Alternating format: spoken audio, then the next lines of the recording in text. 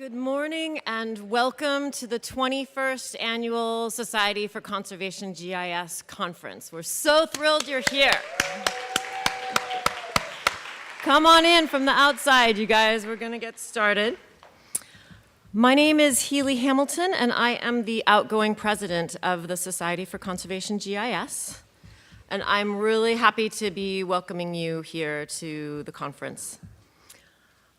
I want to begin with a prayer in an acknowledgement in recognizing the theme of our conference this year, which was a theme that the conference committee reached out to many others to come up with a sort of an honoring of how conservation GIS can help support all peoples, including Indigenous peoples, in their effort to conserve the land that has been under their care for centuries, if not millennia.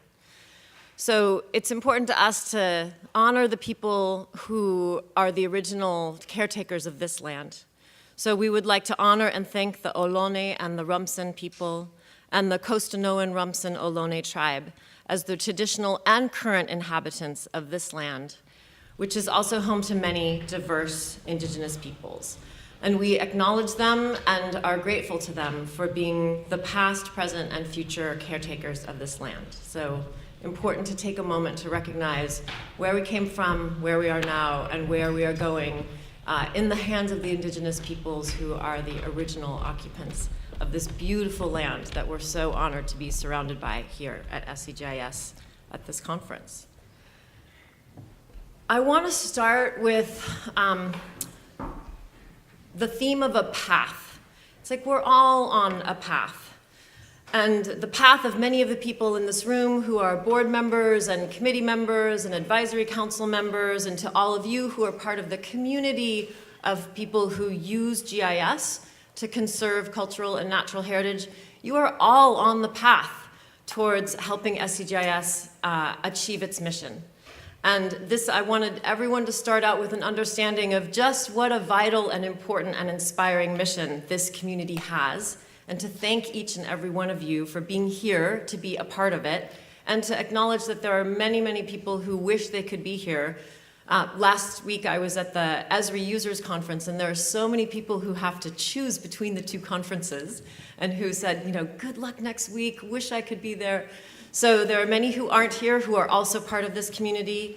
And we are all sort of on this path in this crazy, twisted world that keeps throwing us surprises that we don't anticipate. And yet we soldier on, right? We have a really, really important mission that is embodied here. It's something that I have been incredibly proud and honored as president for the last 3 years to help guide the society towards achieving this mission. And I've been accompanied by an extraordinary group of committed people. I want to talk to you a little bit about the board and the committees and who we are and what we've done, just very briefly, before I pass it off for the rest of the morning program. So, board members, you now know who they are. And I would like to say, every single board member but two, one who's from Bangladesh but currently living in Australia, Dion, and one who lives in Bolivia but is currently in Beijing, Miguel, they're the only two who aren't here. So I really encourage you to reach out to these board members. They are here among you, and soon I'll ask them to stand up. But they have been really at the forefront of guiding the society and helping it to achieve that mission that we just took a moment to read. The board is just one component of the leadership, of the activities of our community. We have 8 committees.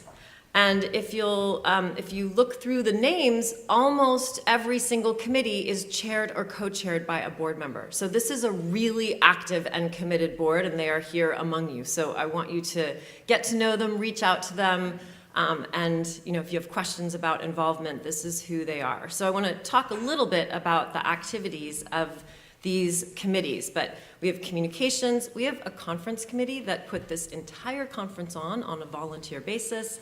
We have a domestic chapters committee.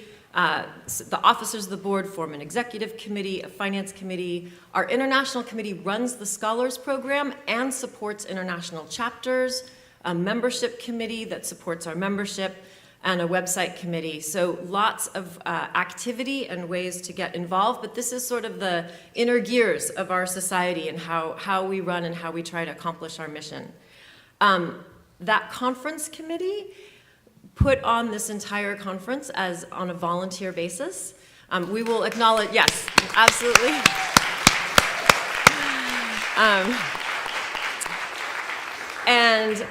It is really about bringing this community together. So last year we had our, the 20th annual conference was the largest attendance ever. I think this year we're pushing around 150 or so sort of back down to our 2016 levels, but we really, this annual conference is one of the most important functions of the Society for Conservation GIS because coming together is part of what builds community. Learning from each other, getting trained by each other, meeting and interacting with these international scholars who are on the front lines of conservation in some of the most challenging conditions in the world. This is the opportunity that the annual conference represents.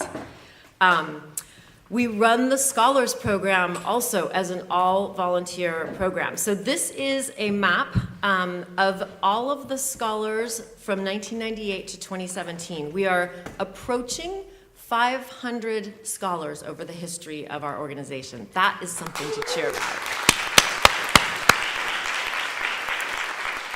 And you can see from this map that they come from all over the world and are seriously on the front lines working on turning maps into stories to convince people about the importance of conservation for whatever ecosystem or species or community or aspect of cultural heritage that they are working so hard to try to conserve. So we're very proud of this map. I'm very grateful to Meg Southey, who helped put this map together, Nathan Walker too, putting these maps together that we're going to be building to populate more on our website and social media sites. This is the 2018 International Scholars. You're going to hear a lot more about them from Karen Beardsley, who I'll pass the mic off to next. Not only do we have our Scholars Program that the International Committee runs, but we're also increasingly training past scholars to become trainers to go to their countries and deliver conservation GIS training. That's a program we plan to really emphasize in the coming years, and it's one that we think the ripple effect could be profound. So as we think about that path forward, how does it ramify? How does it spread and reach further and further into the conservation corners of the world so that we can increase that impact and more deeply fulfill our mission? We have a membership committee. This is the membership distribution from 2005 to 2017. So these are not all active members now. They sort of wink in and out, and we have some work to do about being able to demonstrate the benefit of being an SCGIS member and trying to retain that membership.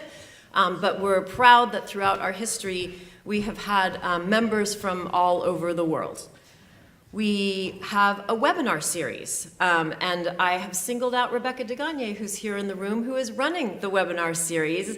So this was just a few of the talks from our spring webinar series. If you want to reach 200 to 300 conservation GISers with your work, this is a venue. This helps train the community, helps bring the community together. It's something that we're really proud of, and Rebecca, as co-chair of the communications committee, there she is waving her hand, wave higher. So if you have something that you want to share with our community, we want to provide that opportunity for you, and she does an excellent job running that webinar series. Our communications committee is also sort of really newly pushing a lot of different ways of reaching out, so joining social media. So we have a Facebook page that's growing, an Instagram page that's growing. We ask you, we're on Twitter, we're asking you to join the conversation. So in the agenda that is available via PDF on the website and also via YAP, we have our conference hashtag, so hashtag SCGIS 2018. If you see a cool map, if you see a cool person, if you see a cool sunset, tell people that you're here. Like, use that hashtag and help us grow the community on Twitter. And those are ways that you can post something on Facebook. join us so that we can grow our numbers and become part of the communication that helps bring this community together. A couple of things that we did this year that we're pretty proud of. We produced our first ever report. It was sort of a combination of an annual report and a 20-year retrospective that came out in November of last year. This is available on our website, and it tells you all about the activities that we've undertaken over the course of our more than 2-decade history. And it was just such a wonderful thing to be able to put together our more than 20-year history into one nice annual report with some cool maps in it, of course. And then we put together a storybook. Thank you to Patrick Grady, who is a SCGIS member and Communications Committee member. He has built a storybook that is live and active, and we are asking people to grow that storybook with their own story maps of, storybook. I'm obviously to story maps. About local communities and traditional knowledge. So trying to build on the theme and allow everyone to contribute their own stories around this theme. So this is a really important way that we can fulfill the theme of this conference and let one another know about the work that we have in this area. So please, this story map is on the website. And we really encourage you, if you have any stories that you want to include, to join this ever-expanding story map about this theme. We, on our path, sometimes have fallen heroes. So I think for those of you who have seen the agenda, we have a couple of pages of in memoriam for 2 of our fallen heroes, but I'd like to take a moment to acknowledge them here at this moment. Bart Butterfield was a member of the SCGIS board until his passing in November of last year, and he stepped up to be co-chair. He joined the board and just said, oh, I'll co-chair the conference committee, no problem, which is the most challenging committee, one of the most challenging committees to join. I'm chief scientist of NatureServe, and NatureServe is a program, a network of natural heritage programs, and the Idaho Department of Fish and Game has a wildlife information system. So he was a member of NatureServe's network and ran the Idaho Wildlife Information System. And so he was a GISer who was absolutely dedicated to being able to create usable information for conservation decision-making in his state. He was one of the early adopters of a groundbreaking, or an early contributor to the groundbreaking GAP technology for wildlife mapping back in the early 1990s. And we sorely miss Bart and his untimely passing, and we just want to take a moment to honor him and let all of you know that, sometimes along that path your heroes fall, and so what does that mean for us in having to make sure that we take advantage of every single day to fulfill that mission. He had such a spark in his eye around SCGIS, and many of his colleagues came back to us and said how SCGIS was so important to him and something that he was planning on doing for many, many years. And sadly, he was with us as a board member for only 2 before he passed. We also lost an even younger member of our community, Brad McCray, only 50 years old, leaving behind 2 very small children. Brad has been a SCGIS member for a long time and had been to SCGIS meetings in the past. He was a brilliant scientist who started as an electrical engineer and moved on to conservation biology and brought circuit theory about how electrons flow through space to building connectivity modeling software. So CircuitScape is he is the originator of CircuitScape, which is a software program that many of us use in understanding how animal movement, and this is just one example in India, working with tigers, that rainbow-colored pattern in the heart of India is understanding how do we have to connect our environment and have corridors that would allow for the survival and the thriving of wild tiger populations in India. Just one example of many, many ways that CircuitScape was used and the brilliance of bringing circuit theory to conservation biology. And so Brad sadly passed away after a brief battle with stomach cancer, and he's another fallen hero that we will miss dearly. And you can read more about both of them in the agenda. But we just, as a community, have to honor those who have come before us and make sure that we do everything we can to fulfill our own potential in light of never knowing where that path is going to take us. More than anything, when we talk about what SCGIS is, we describe it as community. And so Charles Converse, where are you, Charles? Behind a camera, I'm sure. There he is. Charles Converse has done an incredible job of documenting this community over its entire history.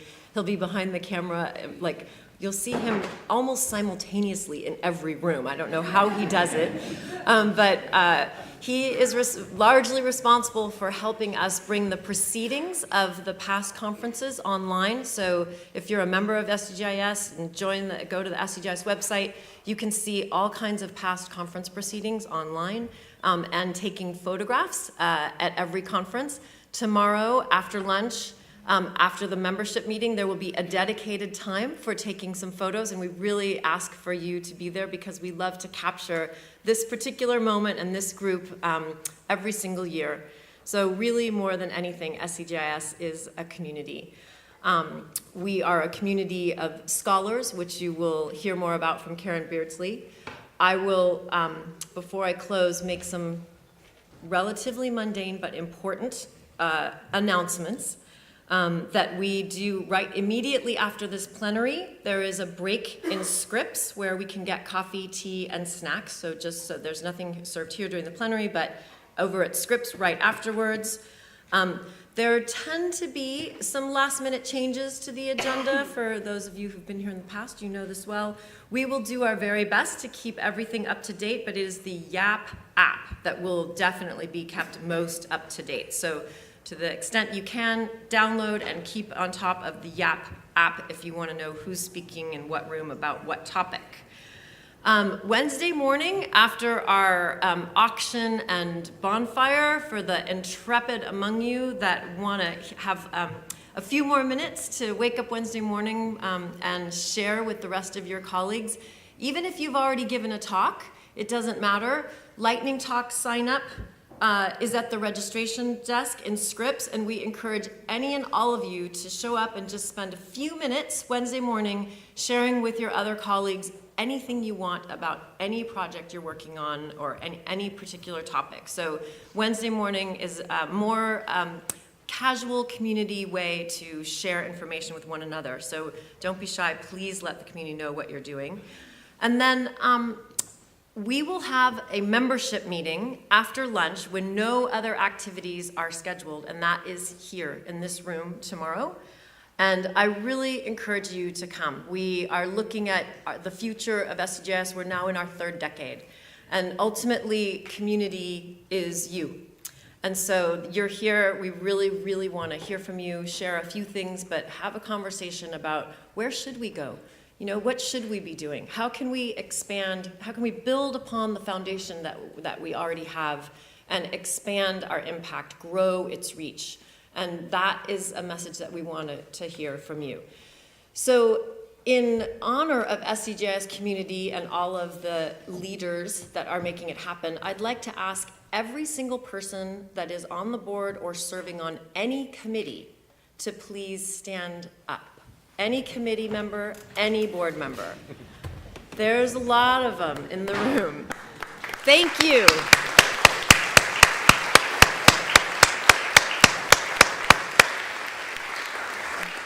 Thank you. So yeah, there's a lot of people here who are helping the engine of SCGIS move forward. I would in particular like to acknowledge the conference committee. Can you guys please stand back up? Because no one would be here if it wasn't for them. Conference committee. Where's Sonia? Thank you guys so much. So I just would really like you to keep this mission in mind throughout the week ahead. You know, we're here to build community. We're doing it. You're all here and you're part of this community, and we hope to build it further. So think about other people that you want to have here and maybe try to bring them next year. We are providing knowledge. That's what this conference is about. There are lots of training sessions. You're going to hear from your colleagues who are from all over the world using GIS in ways to conserve our cultural and natural heritage. And we are here to support you, each and every one of you, and your networks who we would love to have be part of SCGIS as well in achieving our mission. So with that, I'd like to pass it off to Karen Beardsley, who's going to share a lot more about our signature program, the SCGIS International Scholars Program. Karen?